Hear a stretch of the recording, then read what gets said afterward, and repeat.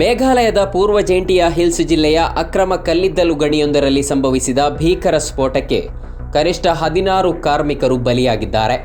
ಗುರುವಾರ ಬೆಳಿಗ್ಗೆ ಜಿಲ್ಲೆಯ ಥ್ಯಾಂಕ್ಸ್ಕೂ ಪ್ರದೇಶದಲ್ಲಿ ಈ ಘಟನೆ ಸಂಭವಿಸಿದ್ದು, ಸ್ಫೋಟದ ತೀವ್ರತೆಗೆ ಗಣಿಯೊಳಗೆ ಕೆಲಸ ಮಾಡುತ್ತಿದ್ದ ಕಾರ್ಮಿಕರು ಪ್ರಾಣ ಕಳೆದುಕೊಂಡಿದ್ದಾರೆ. ಈ ಮಾಹಿತಿಯನ್ನ ಪೊಲೀಸ್ ಮಹಾನಿರ್ದೇಶಕ ಐ ನೊಂಗ್ರಾಂಗ್ ಅವರು ಖಚಿತಪಡಿಸಿದ್ದಾರೆ.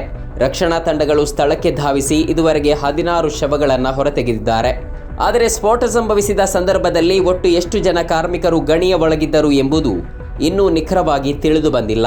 ಹೀಗಾಗಿ ಗಣಿಯೊಳಗೆ ಇನ್ನೂ ಹೆಚ್ಚಿನ ಸಂಖ್ಯೆಯ ಕಾರ್ಮಿಕರು ಸಿಲುಕಿಕೊಂಡಿರುವ ಸಾಧ್ಯತೆ ದಟ್ಟವಾಗಿದೆ.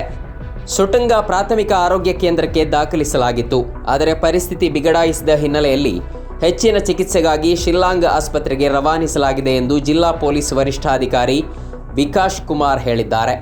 ಅತ್ಯಂತ ಆಘಾತಕಾರಿ ವಿಷಯವೆಂದರೆ ಈ ಕಲ್ಲಿದ್ದಲು ಗಣಿಯು ಯಾವುದೇ ಅನುಮತಿ ಇಲ್ಲದೆ ಅಕ್ರಮವಾಗಿ ನಡೆಯುತ್ತಿತ್ತು ಎಂಬ ಮಾಹಿತಿ ಲಭ್ಯವಾಗಿದೆ. ಗಣಿಗಾರಿಕೆ ಚಟುವಟಿಕೆಗಳು ಭರದಿಂದ ಸಾಗುತ್ತಿದ್ದ ವೇಳೆಯಲ್ಲೇ ಈ ದುರಂತ ಸಂಭವಿಸಿದೆ. ಸದ್ಯಕ್ಕೆ ಸ್ಫೋಟದ ಹಿಂದಿನ ನಿಖರ ಕಾರಣ ತಿಳಿದು ಬಂದಿಲ್ಲವಾದರೂ ಗಣಿ ಮಾಲೀಕರ ನಿರ್ಲಕ್ಷ್ಯವೇ ಈ ಸಾವಿನ ಸರಣಿಗೆ ಕಾರಣವಾಯಿತೆ ಎಂಬ ಅನುಮಾನ ವ್ಯಕ್ತವಾಗಿದೆ.